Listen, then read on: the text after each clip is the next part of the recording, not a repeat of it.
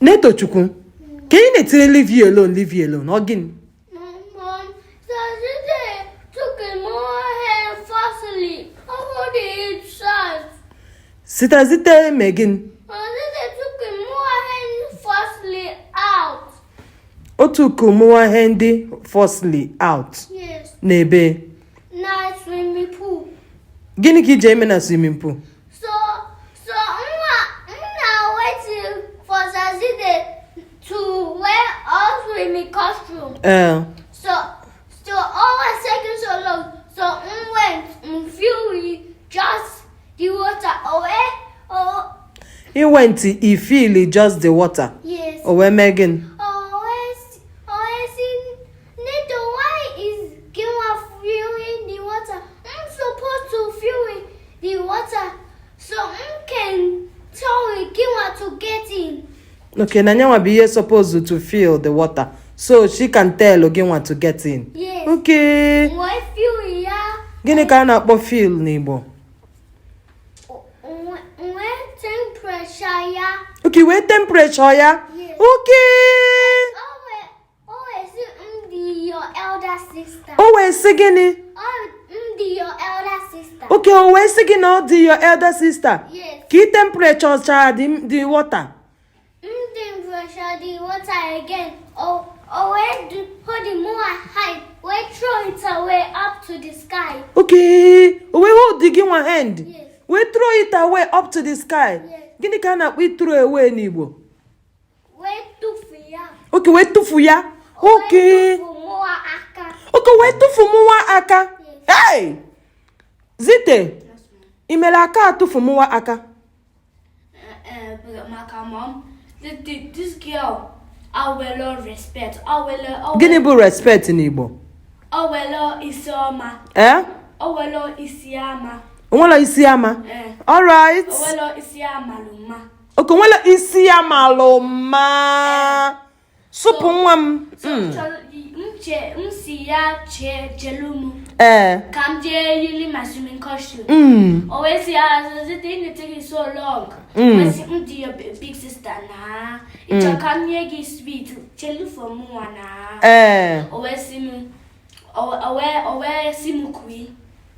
So then, as in now changing, when notice sound beside me. When look, when follow Neto to the garden, when full on a garden, now feel the temperature of Miri. Now I feel it. Temperature of Miri. Okay, I feel the temperature of mmiri. Gini bụ temperature n'Igbo? Away full whether or now feel whether or the oku or cold. Whether or the Oku or miroyi. okay, whether or the oku or mmiri oyi. Okay. Oku or oyi. Okay, oku or oyi. All right. We get very angry. Gini bụ angry n'Igbo? We get very iwe na wi. We get very iwe na wigi. Iwe na awi gị. Ala ya emechabala ala na ayi gị, ọbụla si iwe gị na ayi gị. Maka funu be ebe iwe yele mmadụ. Ala ka mma na ayi mmadụ. I get very iwe na ayi gị. So then when I say never chiku wepụta aka gị from there, we wepụta ya. When nemu n'anya. Nemu n'anya When si mbu tall sister gị. Elder sister n'Igbo bụ tall sister gị. Okay, elder sister n'Igbo bụ tall sister gị. Okay. Igbo short sister no. All right. So he's supposed to bring your into ebe mnagwa gị something. Okay, o supposed to bring ye ntị ebe ị na-agwa ya something. Maka because I'm supposed to feel whether all the oku or you Mary. If all this just right, when see Nkasia coming inside the pool. Okay. But all the akaya we put here, so when see her to that, we put here back. After just guaya iye nakame. After he just so. Guaya iye game. Okay, after he just so guaya iye game. O put to kuya back. We have no choice. We take you here, we flow like the sky. Okay, we me again. We take it here. Akupokwa ni anya. Okay, we take it here out of the pool. Akaya. Away flow na the sky. Alright, try ka onne. Kolo nwe ga aka. Oh, ezigbo nwa. Hey, ada Igbo niile try ka. If unu na abo na azọ kita abo.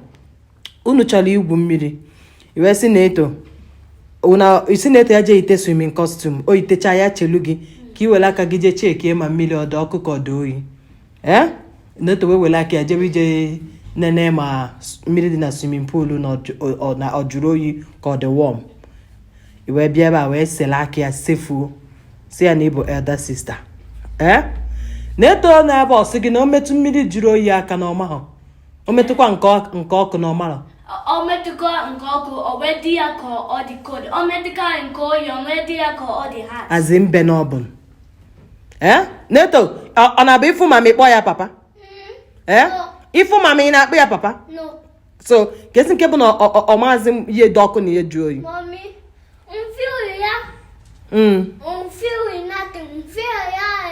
okay you feel nothing you feel ya again cold. Okay. Oh, the cold here. Akwụnụ na-abọchọ ka nje buru that swimming pool dash ya mmadụ. Mba. Una chọ ka nje na garden na buru that swimming pool je dash ya out. Mba, mmiri m chọrọ ime e-band neto from swimming again. Okay, ihe chọ ka mmebe e-band neto.